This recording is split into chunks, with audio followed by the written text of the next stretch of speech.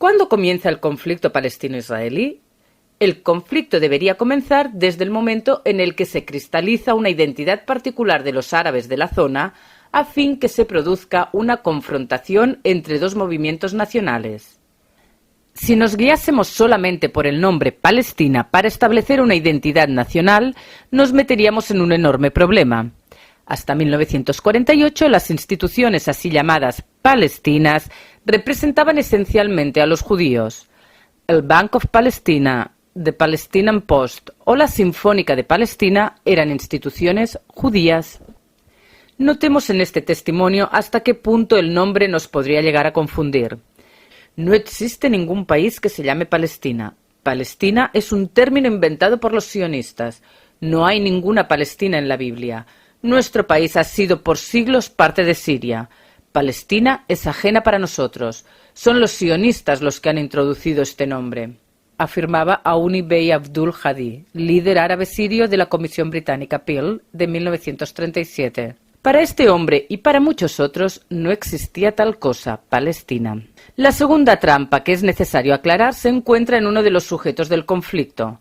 Al gestarse el conflicto, este era esencialmente uno árabe-israelí o árabe-judío. Los estados árabes frente al Estado judío. Calificar al conflicto como palestino-israelí cuando en el último siglo se manifestó esencialmente como uno árabe-israelí podría complicarnos la comprensión. Hasta la toma de control de la OLP a manos de Fatah y Yasser Arafat en 1968, los árabes palestinos eran utilizados como marionetas por Nasser, los reyes locales y la Liga Árabe. Desde el momento que Israel ha firmado acuerdos de paz con Egipto y Jordania, cuando Arabia Saudita demuestra una paz de facto con Israel y en momentos en los que Siria y Líbano están lo suficientemente amedrentados como para no atreverse a atacar a Israel, el conflicto se ha palestinizado, se ha reducido y ya no es, como lo era anteriormente, un conflicto árabe-israelí. Por lo tanto, si no aclaramos este punto, podríamos llegar a creer que el conflicto palestino-israelí nació cuando los palestinos tomaron las riendas de su futuro, ya que antes se manifestaba como un conflicto árabe-israelí. Por supuesto, el conflicto con los árabes que hoy llamamos palestinos comenzó mucho antes. Existen 4 fechas que suelen ser señaladas como el inicio del conflicto y que son poco convincentes o totalmente falsas. La primera de ellas es la que afirma que el conflicto nació por la ocupación israelí de los territorios de Judea, Samaria y Gaza durante la Guerra de los 6 días. Aunque parezca increíble, buena parte de la opinión pública en el mundo está convencida de dicha falacia.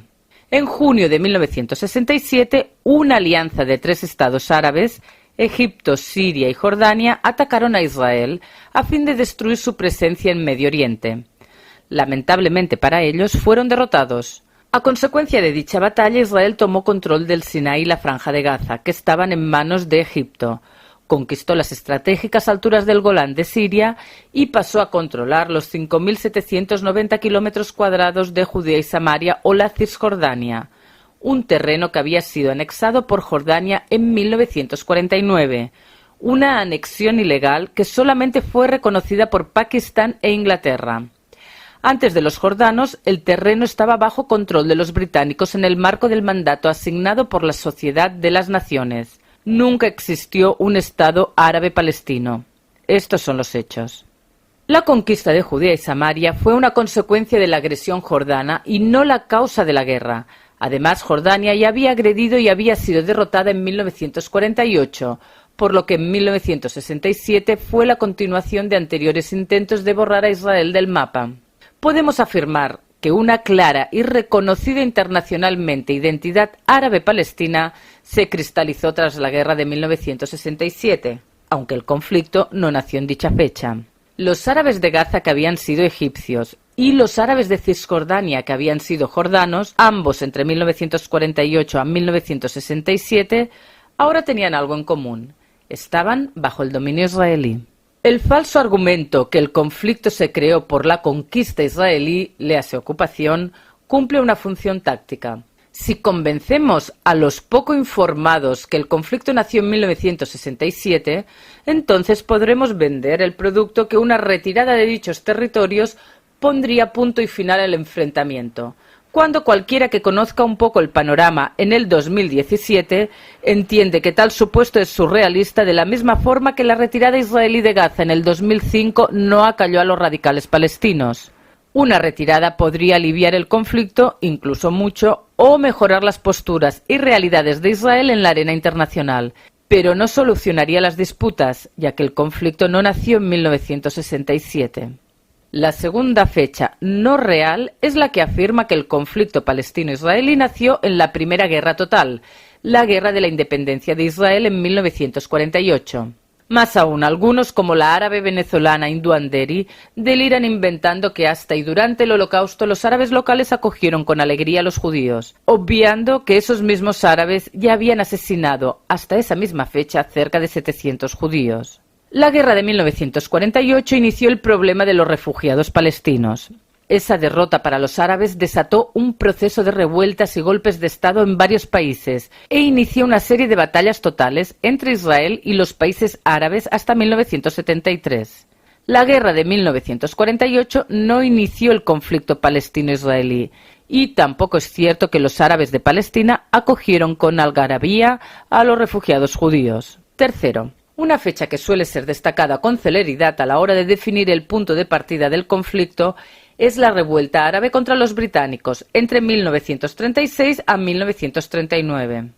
Aunque los árabes de Palestina exigían el fin de la inmigración de los judíos y el cese de la venta de tierras a los hebreos, la revuelta fue esencialmente contra el Imperio británico y también de paso asesinaron a judíos. Cuarto, y yendo aún más lejos, hay quienes sostienen que el conflicto palestino-israelí comenzó en los breves días del dominio del egipcio Muhammad Ali en la región, allá por los años 1832 o 1834.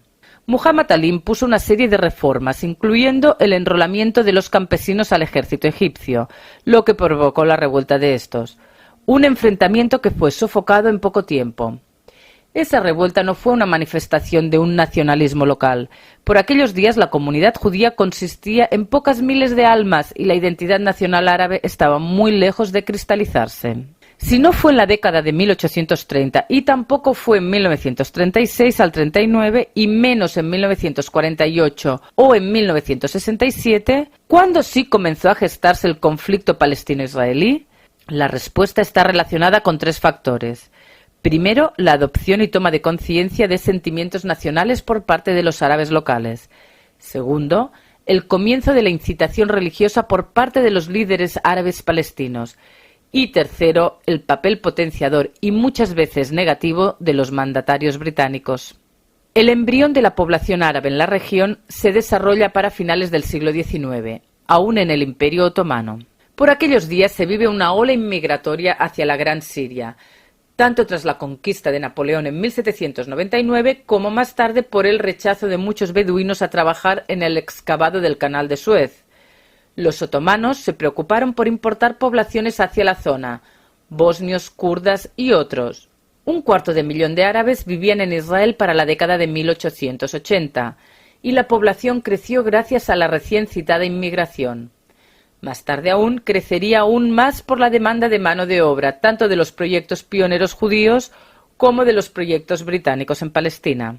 A la par, el movimiento sionista comenzó a hacer notar su presencia física en el terreno. La primera ola inmigratoria, la primera Aliyá, de 1881, se diferenciaba de la segunda ola, iniciada en 1904, por su deseo de poseer y desarrollar una mano de obra agrícola propia y una seguridad judía para la comunidad judía, en vez de contratar a los guardias árabes o beduinos. Los judíos venían a redimir la tierra y deseaban ser guardias de sus propias granjas, fastidiando el negocio de los trabajadores árabes y beduinos locales.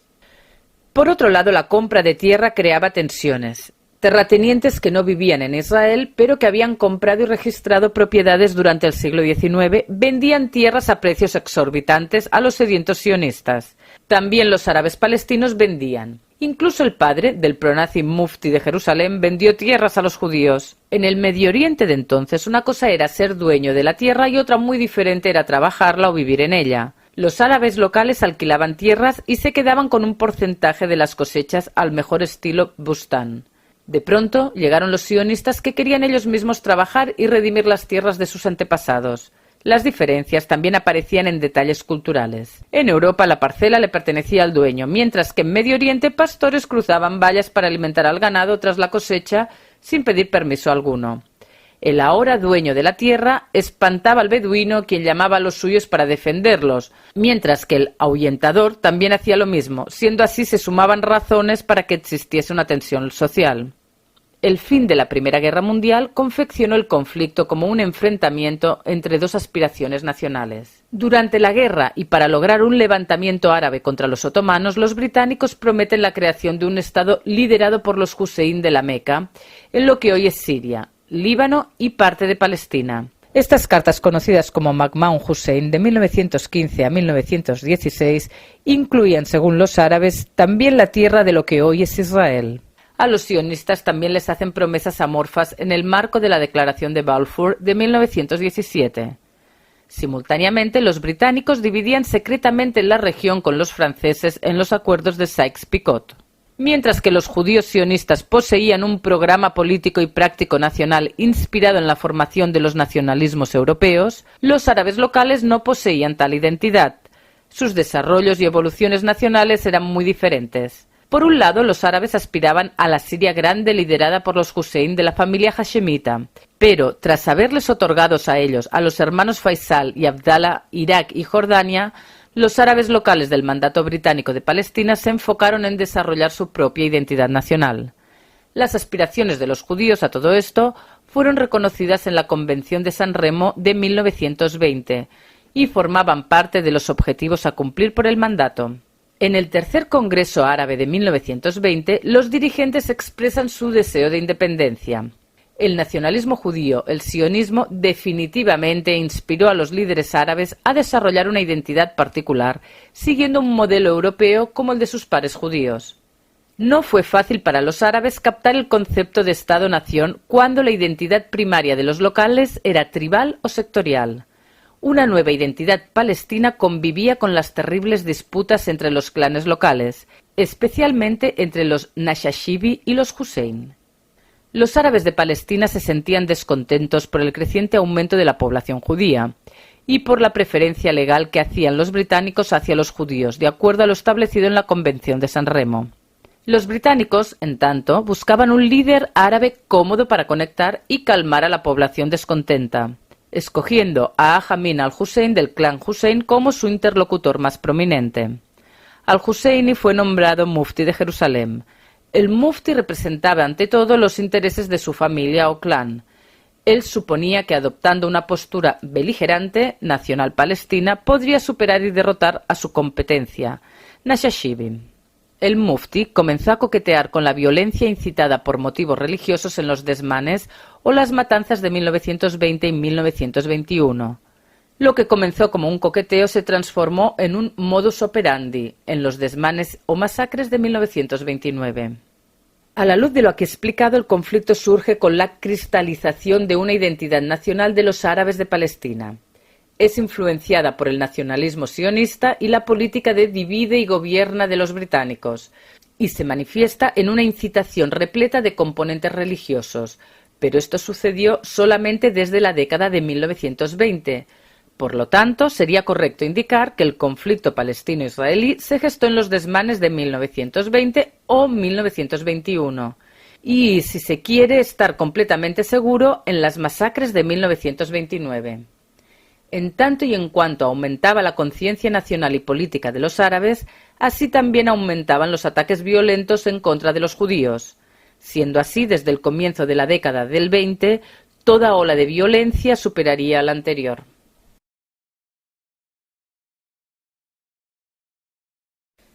El conflicto palestino-israelí comenzó a manifestarse en una serie de matanzas o pogromos impulsados por los dirigentes árabes contra la población judía.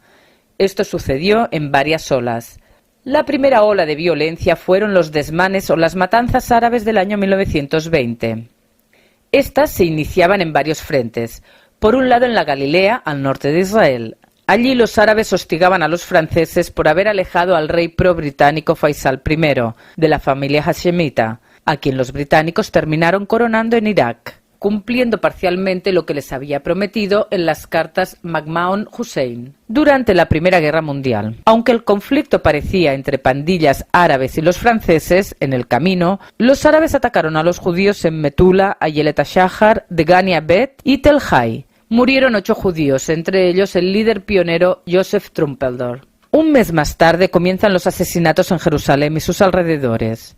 El 4 de abril de 1920, durante las fiestas en la mezquita de Nebi Musa, Amin al-Husseini y Aref el-Aref brindaron un sermón religioso que provocó que masas árabes corriesen hacia la ciudad vieja de Jerusalén, gritando «Itbah al-Yehud», «Masacremos a los judíos», junto a «Ad-Dawla Ma'ana», «El gobierno británico está con nosotros».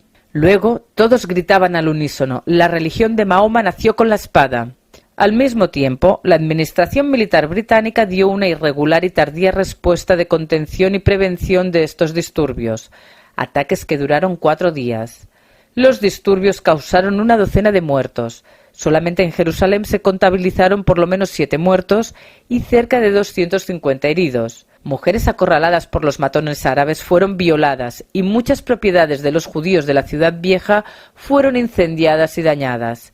Una de ellas fue la Yeshiva Torat Haim, que fue allanada.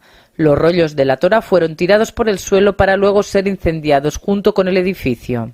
Uno de los instigadores de los desmanes contra los judíos en 1920 fue el editor del periódico Suriyah al-Janubiyah, Sur de Siria. Aref el-Aref, quien pronunció un discurso montado a caballo en la puerta de Yafo en Jerusalén, según el historiador Benny Morris, el-Aref dijo: «Si no usamos la fuerza contra los sionistas y contra los judíos, nunca nos libraremos de ellos». El nuevo gobierno civil británico, liderado por Herbert Samuel, indultó a uno de los 2 instigadores de las masacres de 1920, Amin al-Hussein, en marzo de 1921, y lo nombró Mufti de Jerusalén. Cuando el Consejo Supremo Musulmán fue creado el año siguiente, Hussein exigió y recibió el título de Gran Mufti. La segunda ola de matanzas fueron los disturbios de Yafo o desmanes de 1921, una serie de ataques contra los judíos ocurridos entre el 1 al 7 de mayo de 1921. El Partido Comunista Judío celebró un desfile para conmemorar el Día de los Trabajadores en la ciudad de Yafo. Otro desfile fue organizado paralelamente en Tel Aviv por el rival socialista Unidad Trabajadora, con autorización oficial. Cuando se reunieron las 2 manifestaciones estalló una pelea y la fuerza policial del mandato británico persiguió a los comunistas de Yafo y, al escuchar que se producían tumultos, los habitantes árabes de Yafo aprovecharon para asesinar judíos. Lo irónico del asunto es que un día antes los comunistas habían distribuido folletos en árabe e yiddish donde pedían derrocar el dominio británico. No les sirvió de nada esa ideología universalista y antiimperialista. Los disturbios comenzaron en Yafo, pero se extendieron hacia otras partes del país, por Rehobot, Kfar Saba, Petah Tikva y Hedera. El motín provocó la muerte de 50 judíos y otros 48 árabes muertos cuando se enfrentaban a las tropas británicas. 146 judíos y 73 árabes resultaron heridos. El reconocido escritor y coeditor del periódico Kuntres, Joseph Chaim Brenner, fue uno de los asesinados en estos disturbios. Docenas de testigos británicos, árabes y judíos informaron que muchos hombres árabes, portando cuchillos, espadas y pistolas, irrumpieron en edificios de judíos, matando a sus habitantes. Las mujeres árabes saqueaban los hogares de judíos, destruyeron casas y tiendas de judíos, golpeando a los judíos en sus hogares, incluyendo niños, y en algunos casos se les abrió el cráneo a las víctimas. Al igual que los desmanes de 1920, la turba árabe destrozó los edredones y almohadas de sus víctimas, como hacían en los pogroms de Rusia, provocando las famosas nubes de plumas. Algunos árabes defendieron a los judíos y les concedieron refugio en sus hogares, siendo que muchos testigos identificaron a sus agresores y asesinos como sus propios vecinos. Para calmar las matanzas árabes, el alto comisionado británico Herbert Samuel declaró el estado de emergencia, impuso censura en la prensa y pidió refuerzos desde Egipto. Samuel se reunió con Musa al-Husseini, que había sido destituido como alcalde de Jerusalén por participar en las matanzas del año anterior, quien solicitó el fin de la inmigración judía. Samuel asintió y a 2 o 3 pequeñas embarcaciones que llegaban con 300 judíos se les negó el permiso de desembarco, viéndose obligados a regresar a Estambul. La tercera masacre fueron los desmanes árabes de 1929. Fueron una serie de ataques acaecidos a finales de agosto de 1929, cuando una prolongada disputa entre musulmanes y judíos por el acceso al Muro de los Lamentos en Jerusalén desembocó en actos violentos. Durante esa semana de disturbios, por lo menos 133 judíos fueron asesinados y 116 árabes perdieron la vida. Otros 339 seres humanos fueron heridos. Al igual que en la actualidad, los musulmanes incitaron a las masas acusando a los judíos de querer robar y destruir los lugares santos musulmanes. El 14 de agosto de 1929, después de ataques contra judíos que rezaban en el Muro de los Lamentos, 6.000 judíos se manifestaron en Tel Aviv gritando: «El muro es nuestro». Al día siguiente, día de ayuno para los judíos, el Yom Kippur, 300 jóvenes judíos izaron la bandera y cantaron el himno Atikva frente al Muro de los Lamentos. Un día después, el 16 de agosto de 1929, una multitud organizada de 2.000 musulmanes bajó hacia el Muro de los Lamentos, destrozando objetos litúrgicos, quemando libros de oración y notas de súplica. La revuelta se extendió a la zona comercial judía y se extendió pocos días más tarde, provocando la masacre de Hebrón. La masacre de Hebrón se inició el 23 de agosto de 1929 y fue perpetrada por una masa de árabes palestinos armados con bastones y cuchillos. La comunidad judía de Hebrón, que habitaba allí desde hacía siglos, fue totalmente destruida. Los supervivientes se vieron obligados a huir y sus bienes fueron ocupados por los árabes hasta después de la Guerra de los 6 Días en 1967. Tras la guerra, algunos judíos regresaron a la ciudad para reasentarse allí. Los principales instigadores de los desmanes de 1929 fueron el mufti Amin al-Hussein, posteriormente el principal aliado árabe de Hitler, y Aref al-Aref. Los eslóganes árabes cantaban: «Palestina es nuestra tierra y los judíos nuestros perros». Los falsos rumores afirmaban que los judíos habían matado a árabes en Jerusalén y habían incendiado la mezquita de Al-Aqsa, documentado esto por una foto falsa, o que los judíos planeaban construir una sinagoga cerca del Muro de los Lamentos. En Safed, al igual que en Hebrón, los judíos sufrieron también una masacre, con alrededor de 20 asesinatos, incluidos mujeres, niños y ancianos. Otros sanguinarios ataques tuvieron lugar en Moza, Kfar Uriah y Tel Aviv. La cuarta matanza es la denominada Gran Revuelta Árabe.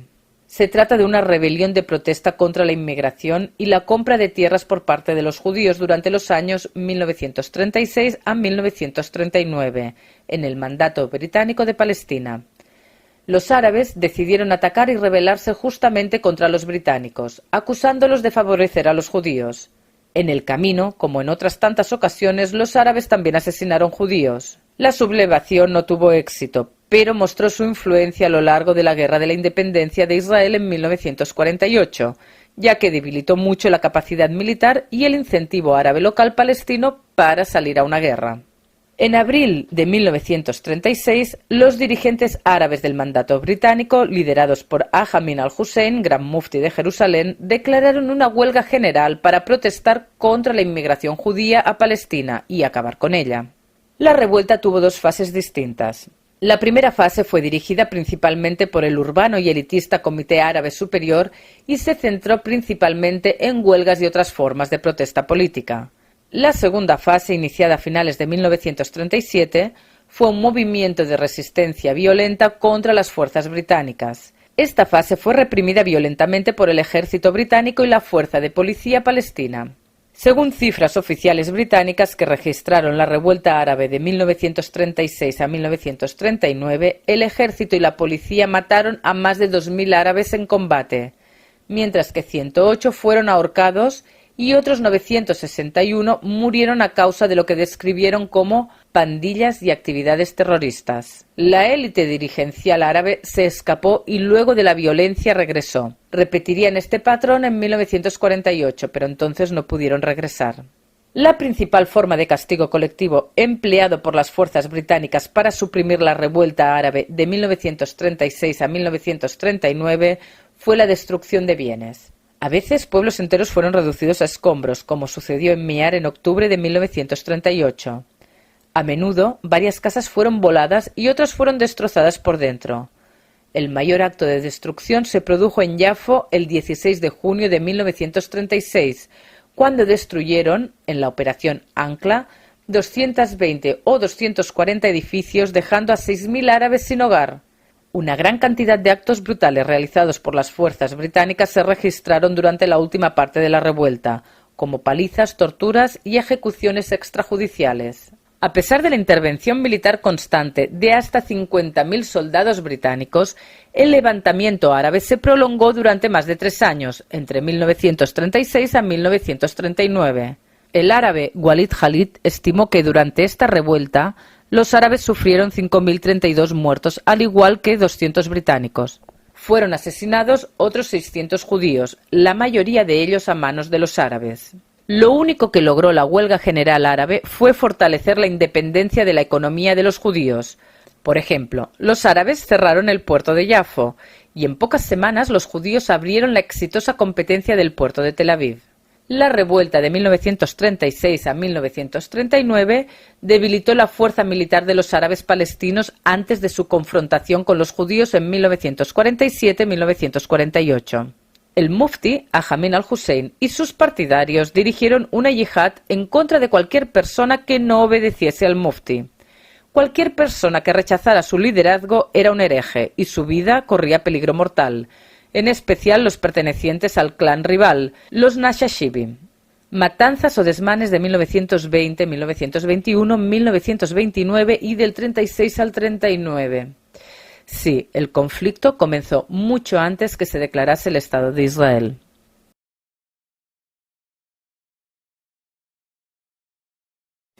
La fase central de la Guerra de la Independencia de 1948 fue una invasión de 7 países árabes para destruir al recién Estado de Israel. Antes, entre noviembre de 1947, fecha de la partición de Palestina en la Asamblea General de la ONU, hasta la declaración de la independencia de mayo de 1948, se vivió una abierta guerra entre los árabes y los judíos dentro del aún mandato británico. Ahora bien, desde la conquista británica de Palestina tras la Primera Guerra Mundial hasta su abandono en 1948, la tierra de Israel experimentó 3 ciclos de escalada de violencia, cada uno más agresivo que el anterior.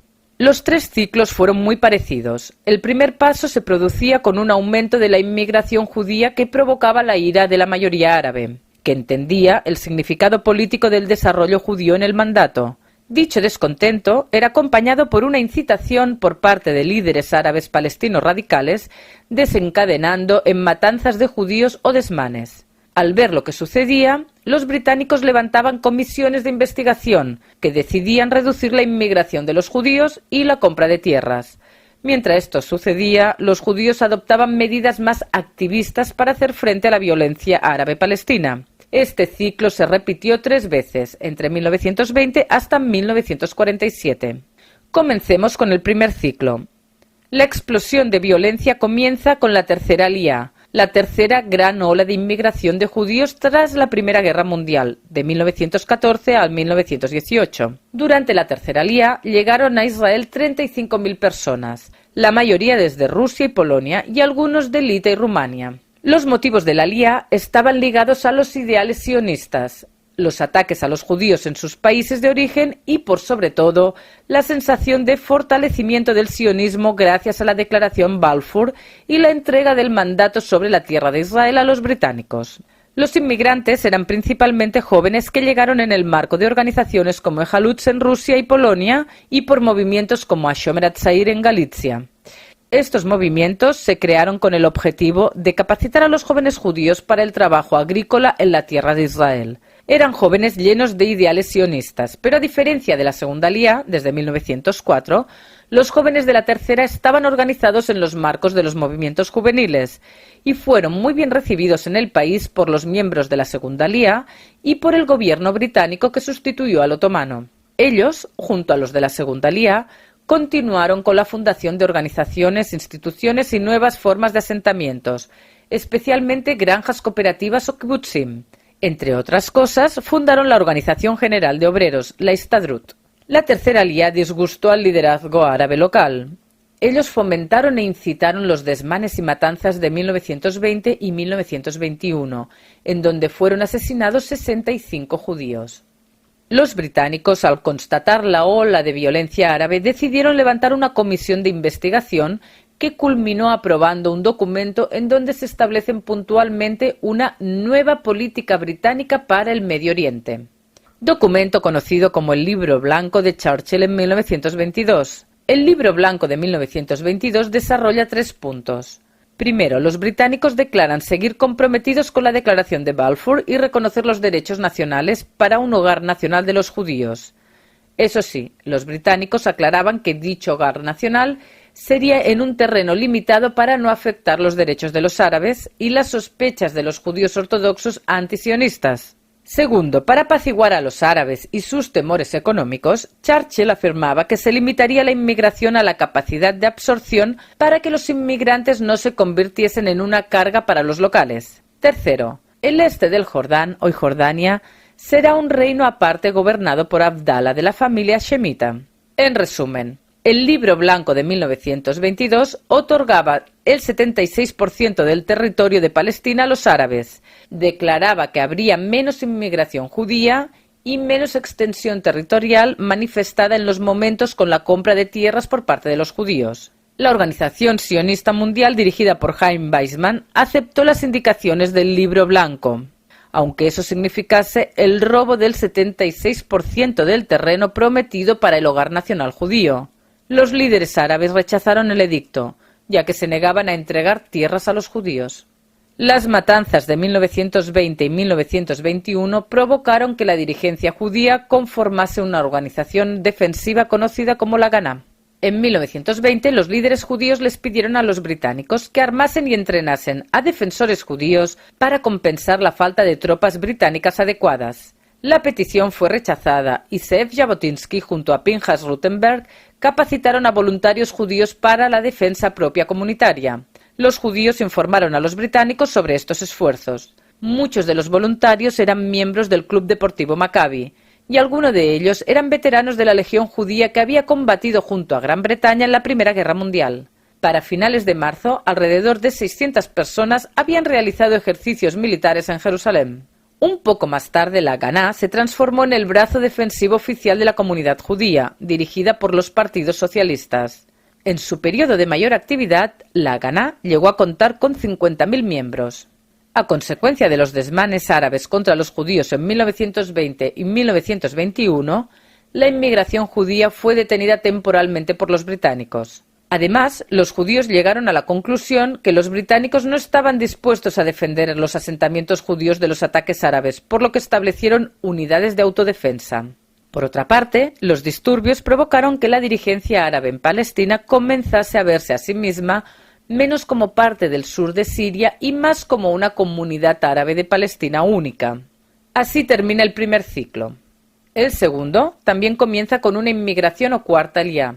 La ola comenzó a mediados de 1924 y continuó hasta 1928. Durante esta aliyá llegaron aproximadamente 67.000 personas de Polonia, Rusia, Rumania y Lita. También estos años llegaron inmigrantes de Irak y Yemen.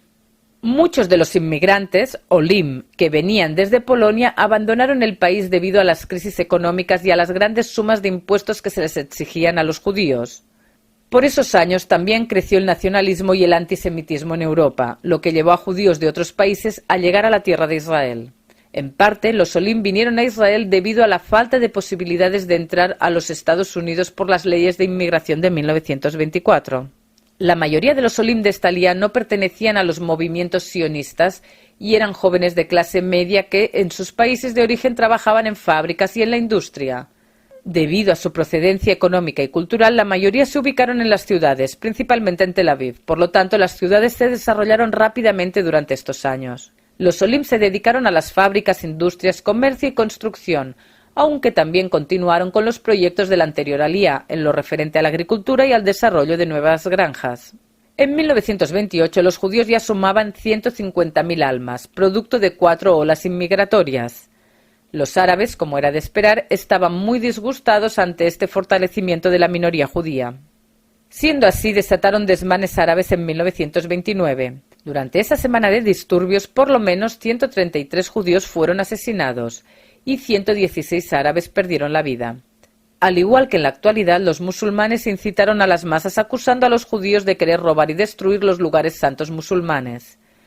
Los principales instigadores de los desmanes de 1929 fueron el mufti Amin al-Husseini, posteriormente el principal aliado árabe de Hitler, y Aref el-Aref. Los eslóganes árabes cantaban: «Palestina es nuestra tierra y los judíos son nuestros perros». Los falsos rumores afirmaban que los judíos habían matado a árabes en Jerusalén y habían incendiado la mezquita del Aqsa, documentando esto con una foto falsa, o que los judíos planeaban construir una sinagoga cerca del Muro de los Lamentos.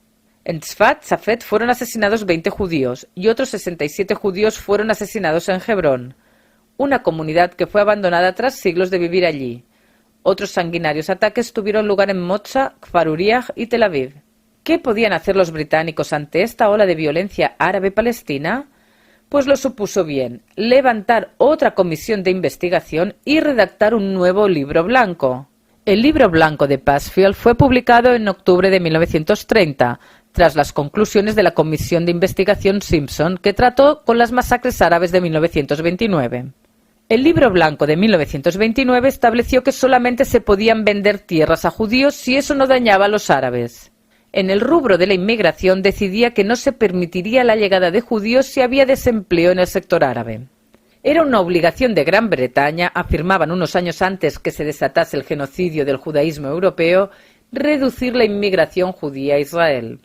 El libro blanco de 1929, al igual que el primero de 1922, fue simplemente un incumplimiento por parte de Gran Bretaña de lo establecido en el mandato sobre Palestina que recibió de la Sociedad de las Naciones en 1920. Chaim Weizmann, presidente de la Organización Sionista Mundial, decidió renunciar a su cargo como forma de protesta ante semejante traición por parte de los británicos. La Sociedad de las Naciones, anterior ONU, también declaró que se trataba de una contradicción a lo estipulado en la Orden del Mandato sobre Palestina. Ante la presión interna británica de la Sociedad de las Naciones y también de las organizaciones sionistas, el primer ministro de Gran Bretaña, Ramsay MacDonald, envió una carta a Weizmann comprometiéndose a continuar administrando el mandato de acuerdo a lo indicado por la Sociedad de las Naciones. Los desmanes de 1929 traumaron a los judíos de Eretz Israel. En la sucursal de Jerusalén de la Haganá había sentimientos de decepción y malestar internos hacia el liderazgo de los movimientos y de la Histadrut Haovdim, organización de trabajadores, el liderazgo socialista de las instituciones locales. Tras casi 10 años de la existencia de la Haganá, algunos creían que se había fracasado frente al creciente vandalismo de las pandillas árabes hacia los judíos, quienes cometían impunemente asesinatos, diversos actos de violencia y robo contra las propiedades judías, lo que provocaban un creciente sentimiento de abandono de los asentamientos y barrios que se encontraban en manos de los forajidos árabes. Del mismo modo, criticaban una excesiva política de moderación y una falta grave de resistencia frente a las agresiones. El 10 de abril de 1931, algunos comandantes y directores de la Haganá se negaron a regresar las armas en su poder a la dirigencia de su organización, y, dirigidos por el comandante de la rama de Jerusalén, Abraham Tehomi, alias Gideon, decidieron separarse. Al nuevo movimiento se lo conoció más tarde como Irgun Tzbai Leumi, Organización Militar Nacional, con el fin de destacar su carácter activo en contraste con la Haganá. En este grupo se enrolaron los miembros del movimiento juvenil Betar, el ala nacionalista del sionismo.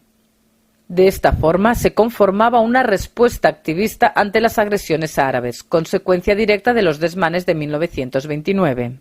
Así termina el segundo ciclo. El tercero también comienza con una inmigración o quinta aliyá. La quinta aliyá comenzó en 1929 con judíos que decidieron llegar a Israel por motivos nacionalistas. Pero en el año 1933, tras la llegada de Hitler al poder, comenzaron a llegar cada vez más inmigrantes. Entre los años 1933 a 1939 llegaron 160.000 inmigrantes legalmente y miles de manera ilegal, por lo que la comunidad judía ya superaba las 475.000 almas, que, en vísperas de la Segunda Guerra Mundial, representaban un 40% de la población total de la tierra de Israel. La mayoría de los olim de la quinta aliyá se ubicaron en las ciudades, principalmente en Tel Aviv. Muchos de los olim pertenecían al ámbito académico, por ejemplo, los músicos que crearon la Orquesta Filarmónica, médicos, etc. Un pequeño porcentaje de los olim se asentó en colonias agrícolas y fundó nuevos kibutzim. La ola de inmigración fue acompañada por la explosión de la Gran Revuelta Árabe, una rebelión de protesta contra la inmigración y la compra de tierras por parte de judíos durante los años 1936 a 1939 en el mandato británico de Palestina. Los árabes decidieron atacar y rebelarse justamente contra los británicos, acusándolos de favorecer a los judíos. En el camino, como en otras tantas ocasiones, los árabes también asesinaron judíos. A pesar de la intervención militar constante de hasta 50.000 soldados británicos, el levantamiento árabe se prolongó durante más de 3 años. El árabe Walid Khalid estimó que durante esta revuelta los árabes sufrieron 5.032 muertos, al igual que 200 británicos. Fueron asesinados otros 600 judíos, la mayoría de ellos a manos de los árabes. Al explotar la violencia en 1936, los británicos levantarían una comisión, llamada Peel, en honor a su presidente Lord Peel, que el 7 de julio de 1937 publicó un informe en el que por primera vez declaró que el mandato se había convertido en inviable y recomendó la partición territorial. El gabinete británico aprobó el plan de partición, en principio, pero pidió más información. El 17 de mayo de 1939 se publica el Libro Blanco de MacDonald por Malcolm MacDonald, ministro de las colonias británicas. Los edictos del Tercer Libro Blanco decían que en 10 años se levantaría en Israel un Estado binacional, que en los próximos años se aceptarían solamente 75.000 inmigrantes judíos y se limitaría la compra de terrenos a manos de los judíos y se establecería que el 95% de la tierra no estaba en venta. Para los judíos este fue el peor de los 3 libros blancos. Se cerraban las puertas para unos judíos que estaban a punto de ser asesinados en Europa, una mancha imborrable en la historia de Gran Bretaña. El descontento hacia los británicos se disipó al explotar la Segunda Guerra Mundial. La Haganah y el Irgun Tzbai Leumi decidieron enrolarse en el ejército británico para combatir contra los nazis. Ben Gurion, el principal líder de la comunidad, afirmó que debemos ayudar a los ingleses en la guerra como si no existiese el Libro Blanco y debemos enfrentarnos contra el Libro Blanco como si no hubiese una guerra. En 1941, los británicos decidieron entrenar una fuerza de choque judía para hacer frente a una posible invasión de los nazis en Israel. De la Haganah surge esta fuerza conocida como el Palmaj, la cual se transformó en el granero de los principales oficiales del futuro ejército israelí. Mientras los soldados del Irgun Tzbai Leumi, el Etzel, se enrolaban junto a los británicos, su líder, David Raziel, fallecía en un ataque de aviación cuando intentaban matar al mufti de Jerusalén, que estaba exiliado en Irak. Parte de los soldados del Etzel declararon sentirse antiimperialistas y que su objetivo más importante era expulsar a los británicos de Israel. En 1941 ellos crean el Etzel en Israel, que sería conocido como Grupo Stern, en honor a su líder Abraham Stern, o Lohamei Herutz Israel, o Lehi. Si el Irgun Tzbai Leumi llegó a contar con 5.000 soldados frente a los 50.000 de la Haganah, el Lehi solamente sumaba 500 miembros. Inmigración, extremización y terrorismo árabe. Los británicos se alejaban de lo que prometieron cumplir al recibir el mandato británico de Palestina, y los judíos comienzan a comprender que deben defenderse activa y físicamente. Entre las 2 guerras mundiales se cristaliza el conflicto entre los árabes de Palestina y los judíos.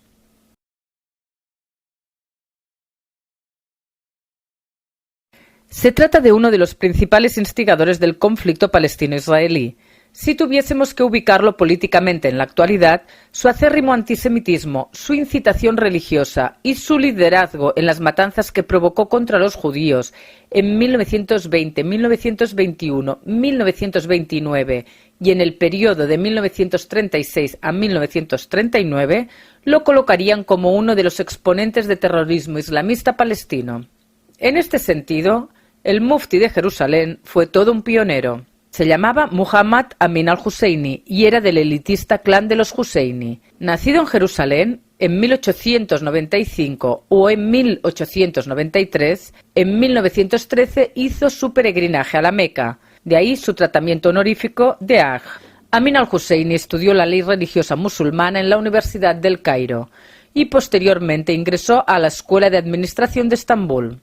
Durante la Primera Guerra Mundial fue soldado e imán, encargado de las necesidades espirituales de las tropas del ejército otomano, combatiendo contra las fuerzas británicas. Sin embargo, en 1917 regresó a Jerusalén y se cambió de bando ingresando al ejército británico, cuando quedaba claro que serían los vencedores en la guerra. Amin al-Husseini fue uno de los dos grandes instigadores de las matanzas contra los judíos en 1920. Sin embargo, el gobierno civil británico, liderado por el débil Herbert Samuel y aconsejado por oficiales del rey que se oponían a los judíos, lo indultó en marzo de 1929 y lo nombró Mufti de Jerusalén. Cuando el Consejo Supremo Musulmán fue creado al año siguiente, en 1922, Husseini exigió y recibió el título de Gran Mufti y pasó a ser el presidente de dicha organización representativa.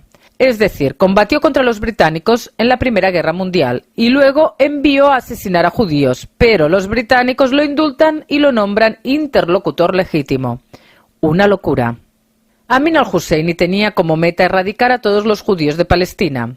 Para eso utilizó una retórica religiosa implacable, una argumentación que le sirvió para recolectar fondos en el mundo a fin de reconstruir la mezquita de Al-Aqsa en Jerusalén en 1928. Y, por supuesto, para instigar a la violencia contra los judíos. En 1936 desempeñó un papel destacado en la formación de las primeras guerrillas árabes que se rebelaron contra el mandato británico de Palestina. Una vez que los británicos se hartaron del mufti, lo fueron a buscar al Monte del Templo, pero ya se había escapado vestido como una mujer hacia el norte, llegando a Irak.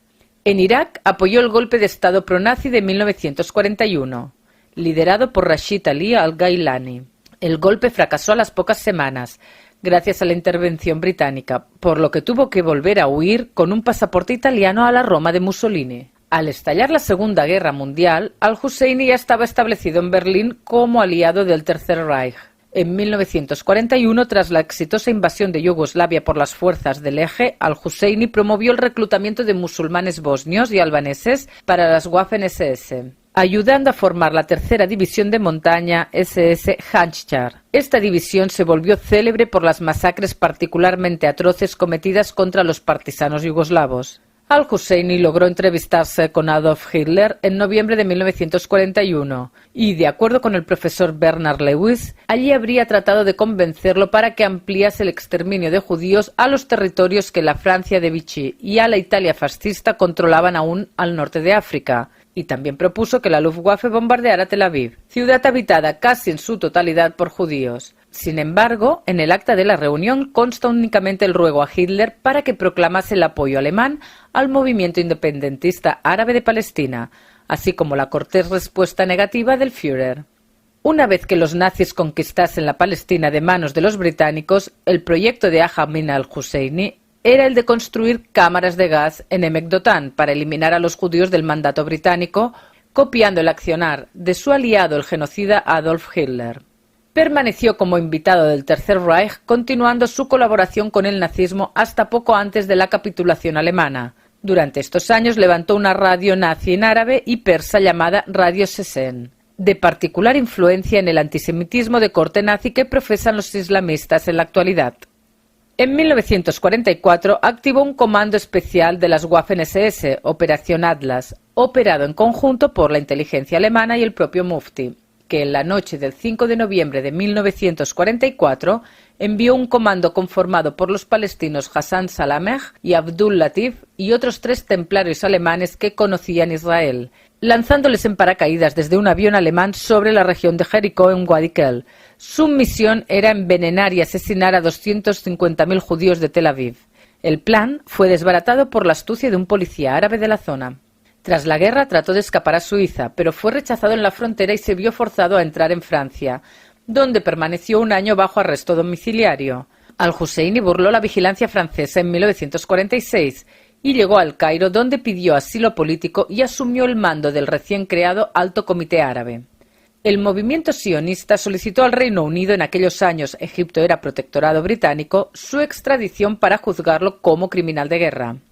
Sin embargo, los aliados no complacieron el ruego, ya que al-Husseini gozaba de gran prestigio en el mundo árabe. Yugoslavia, que había padecido sus matanzas, también lo intentó, pero la Liga Árabe y el gobierno egipcio denegaron una vez más la solicitud de extradición. Ya en Egipto, al-Husseini luchó para que los países árabes lanzaran ataques masivos contra el recién creado Estado de Israel en 1948 y se opuso tenazmente a todo armisticio o negociación. Su popularidad fue perdiendo paulatinamente importancia, trasladándose al Líbano, donde falleció.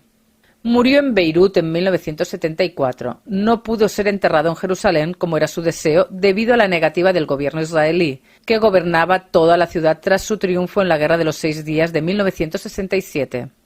El terrorismo palestino continuó y formó parte del árbol familiar del mufti Amin al-Husseini, que era el tío abuelo de Yasser Arafat.